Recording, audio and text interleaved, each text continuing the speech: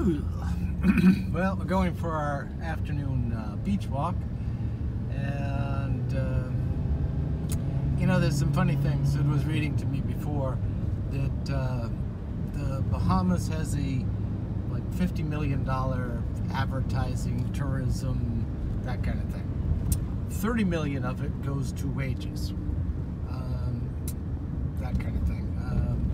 Remember our discussion about government and the biggest employer in the Bahamas is?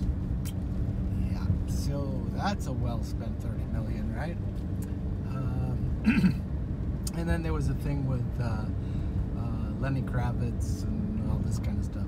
And, you know, I hate to say it, but more than likely they're probably paying Lenny something. More than likely. And the amount they're paying him, God only knows. But I think he has like 40 million followers.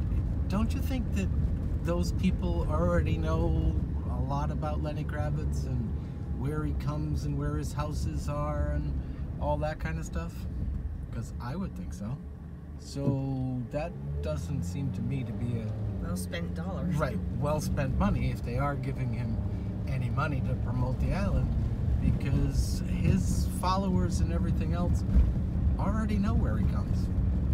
And on another note, there's a, and I'll tell you more about that later, but I contacted, there's a coffee distributor in New England, and from everything I've read about him, you know, and the company and the beans they get and everything else, it's not a super worldwide assortment, but I like the way they do things, because they basically will buy direct from a farmer, as opposed to, see, a lot of beans will come from, say, a certain area, and they only have a little bit, they put them all together and they call them all that one bean.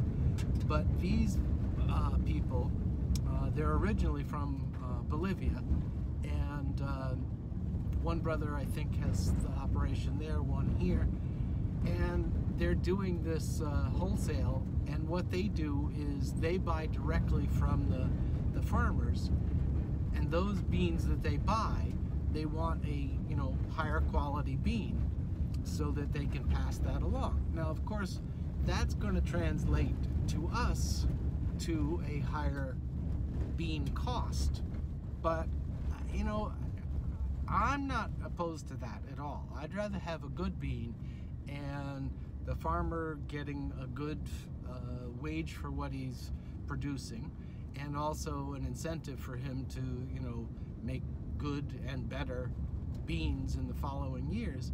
So, like, one of the things he says is it's fairer than fair trade. So, and I'm all for that. So hopefully I have that meeting with him next week. So that should be pretty interesting.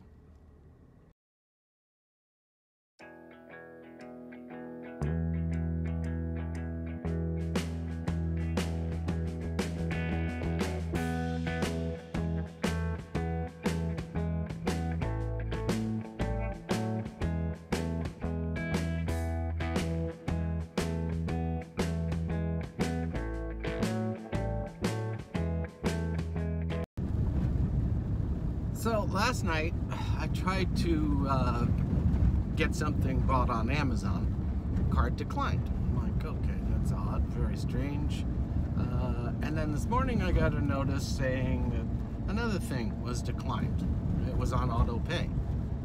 And I'm like, okay, so what's this? Okay. They must have put the card on hold because all of a sudden they're seeing transactions coming out of the Bahamas.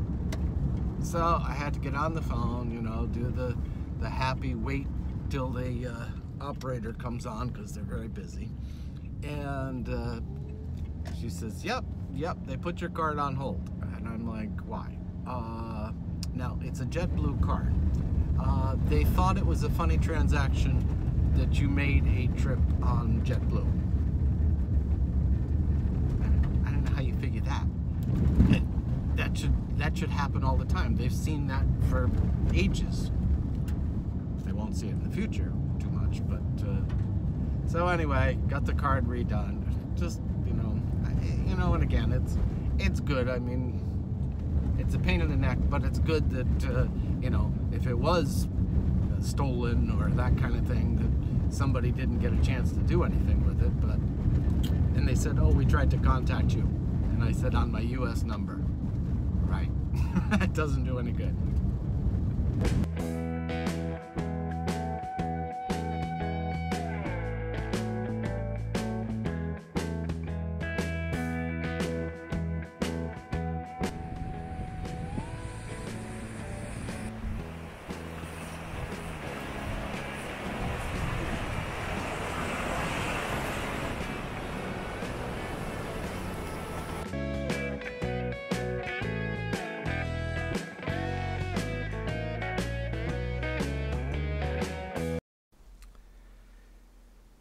So take a second. This is what Sid and I have been working on for the logo for the new coffee business. And, there's the sun, there's the name roasted, and then there's the coffee beans. And what we wanted to do was make something that was unique, a little quirky, but not like super quirky, like some bizarre name. And we wanted it short. We didn't want to have like Berg, Vermont coffee roasters. We wanted something, that was a simple one word that hopefully people could remember, and that the picture that they'll see, they'll remember, so that it won't be that bad. The website will probably be, I have a couple URLs that I've already signed up, but it's relatively simple in design. The website will probably be www.roastedbeans.com. But we wanted just the one word so people could remember, okay, where did I get those beans? Company, Roasted. Okay. So that's the basis for that. So, it's not like 100%, but it is pretty much, I think, what we're going to do. It has a lot of the things we wanted to incorporate it. The beans are there. It tells you it's, a roasted coffee bean. Will people like it, get it? I don't know. So let me know what your thoughts are on that. But I think it's something that will probably go. But I mean, there's a couple other things that we're thought of, but we're pretty much onto this one. So let me know what you think of that. So this afternoon, Sid wanted a cup of coffee, and I was going to have a coffee. So she said, why don't you just, make like a cup and a half? So I took the measurements, did the calculation, blah, blah, blah, what I needed to make a cup and a half. And I tried it just in the burr grinder, the one that has the blades, and it just goes, spins around, to try to get the right consistency in the grind. So the thing with that is everything else was fine, but because of that inconsistency in the grind, I mean, it's the same hot water, the same filter, same everything else.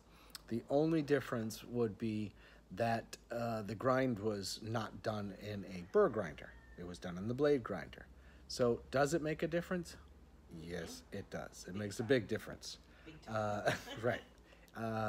So, that's one of those things, if you really love coffee, there's certain items, and we'll probably get into that in a future date, but having a burr grinder is way better once you can dial it in. That's the thing. You've got to dial in that the grind size. If you make it too fine, then it's not going to work right, and if you make it too coarse, it's not going to work right. And each different method has its way of doing it. Like, for instance, a French press, you're going to make the grind a lot coarser because that's actually sitting in the water brewing. So it's immersed in the water.